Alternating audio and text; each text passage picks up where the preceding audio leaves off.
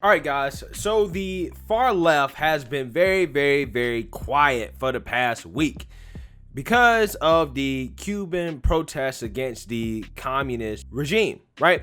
And the reason why they've been quiet is because they know that this is a direct example of why communism slash socialism does not work and will not work. And it shows that people who live under these systems don't want these systems. They don't thrive under these systems. Okay, it's in direct opposition to the narrative that they want to push on the American people. Okay, because that's low key or really high key what they want, right? So they've been silent. Now Bernie has spoke about it a little bit, and every time people on the left talk, they always got to say, oh, well, you know, we stand against the oppressive Cuban government, but the U.S. though, right? They spend way more time talking about the U.S. and the embargo than they do actually talking about the evils of communism.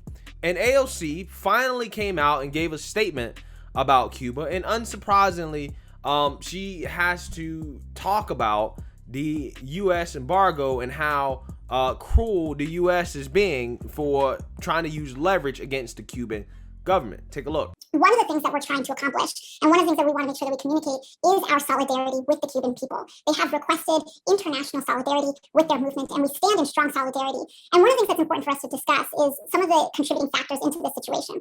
One thing that we must unequivocally condemn are anti-democratic actions on behalf of the Diaz-Canel administration.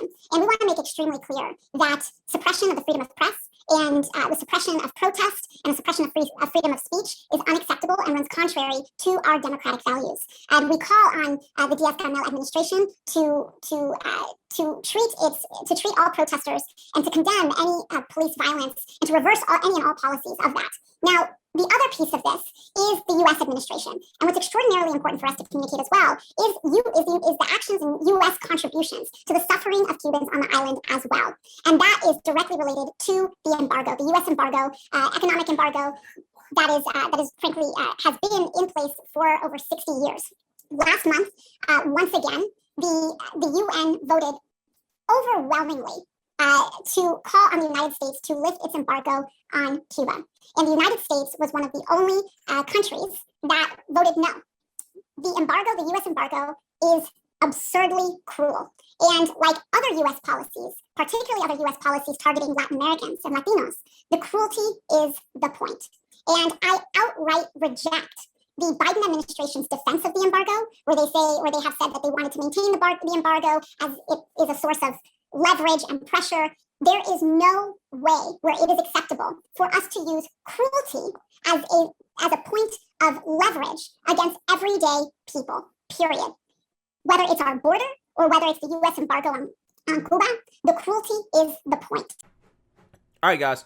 So that's AOC commenting on the situation, right? Obviously, she is trying to say that the U.S. plays a large part in the suffering of the Cuban people. Now, before I comment on that, I want you guys to actually listen to a child of Cuban refugees whom spoke out against AOC and Bernie and the far left in regards to them wanting to implement communism in the face of what is happening in Cuba. Take a look. The Cuban people, we're tired. They're tired of the communism, of the left, of the suppression. The oppression that they have is unbearable, and nobody understands more like the Cuban people. And that's why we fight so hard so that we don't have communism into this country. I mean, this ideology that they have, it's like the perfect. I mean, it's if you see this many people that risk their lives coming to this country, doesn't matter the color, they're black, they're white, they're mixed. Every color of the rainbow, you have them in Cuba, and they're fighting for one thing: is freedom and no more communism. You can't say this you can't do in Cuba, because if you guys just, I mean, and I tell this to people all the time, please research, look at the, not what they, trying to picture that it's perfect. It's not. People, they don't have medicine, they don't have food. We have to constantly send, medicine to our families, and then, if you think about it, if communism was so great, wouldn't it sustain itself? Wouldn't it be just the perfect paradise to live in? Why are so many people sacrificing their lives, their children's lives in a raft to come to freedom. And notice that the flag that they're lifting is the American flag. No other flag you see there. The Chinese flag's not there. The Venezuelan flag is there because they're searching for the same thing as us, freedom. You don't see the Russian flag. No other flag but the United States flag, the Cuban flag, and the other countries that are searching for the same exact thing that we want. Freedom for our people. They're starving. They're killing them. And they're not saying anything. They keep it just like the Chinese Communist Party. They do exactly the same thing. They tell you what the rest of the world wants to hear, not the reality, the truth. And are all these people wrong? No. And we're tired. We're 62 years of you know what it is that you can't, the Cuban people can't buy meat. It's illegal. You can't have your own business. It's illegal. If you're caught with your own business, they'll come and shut it down. Why? Because they want part of the money. It doesn't work. And we don't want it in this country either. And that's why we're fighting. And that's why it's a problem. It's not a Cuban people problem. Okay, this is a problem for everyone in this country. For everyone that can easily be affected by communism. Latin America, South America. You do not want this. I mean, he came over here, risked his life as well, because he didn't have the basic freedoms like we do, and we take it for granted.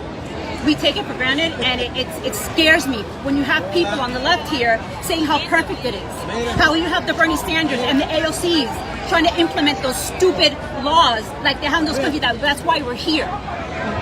You don't see Americans going to Cuba on a raft. You don't see that. You see the other way around. And anybody that believes their lies, I don't even know what to say. And I can't even believe that we're in a situation where we're so close to communism in this country. It's sad. It's really, really sad. And he came from Cuba, and he can tell you like everything that the indoctrination of their children. I mean, it's all of these people around the world. It's not just here in Washington. It's not in Miami. The entire world is protesting. Somebody needs to wake up. Somebody needs to do something. It's too much, and nothing's being done. And it needs to stop because it's like a cancer. It's just grow and grow, and then there's no stopping. And we need to stop communism now. And I think if we stop it now in this country, it'll be a different world. All right, guys. So as you heard there, did you notice how throughout everything that she was saying, she never once mentioned the US embargo? Matter of fact, most of the videos, most of what I'm hearing, right, and what I'm seeing from Cuban people regarding this issue don't have any issues with the US embargo, right? It's almost as if they understand why the embargo is there. It's almost as if they understand that the US is using it strategically to place pressure on the Cuban government to, change, right? Okay? Not to be communist. And AOC loves to talk about this embargo as if lifting the embargo is going to magically make everything better because the government is oppressive. These people can't even own their own businesses. Like she talked about, the government doesn't want you owning any private property or anything like that. You don't have any rights.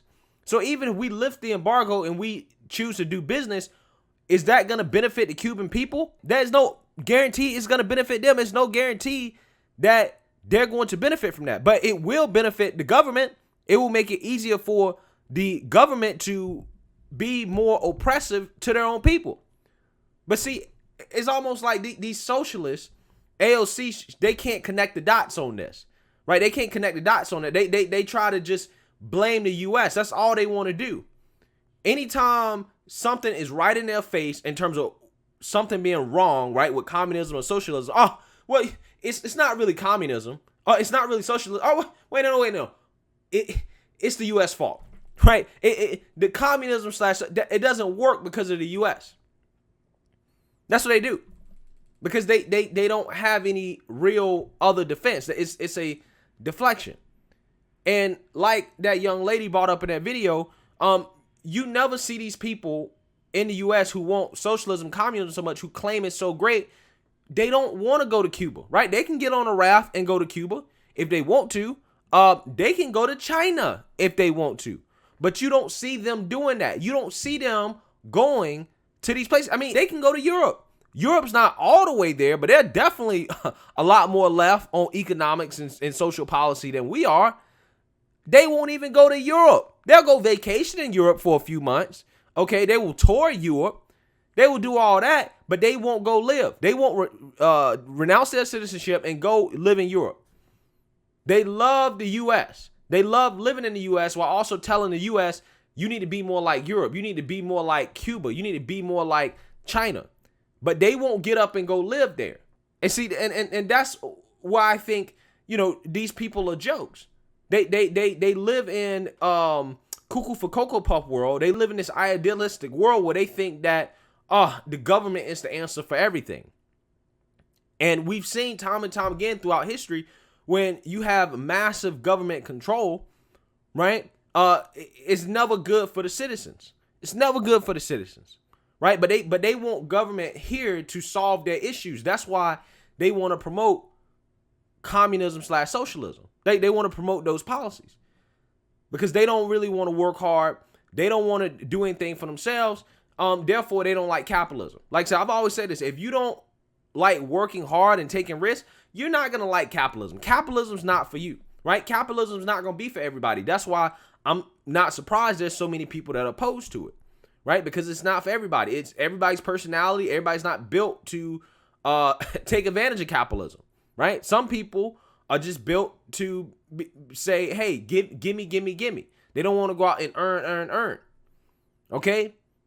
And when they have the opportunity to move to a country like that where they can, hey, this is what you want, this is what you want to live under, they don't want to do it. Anyways, let me know what you guys think. Make sure you like, comment, and subscribe. Most importantly, share a Black conservative perspective. Peace.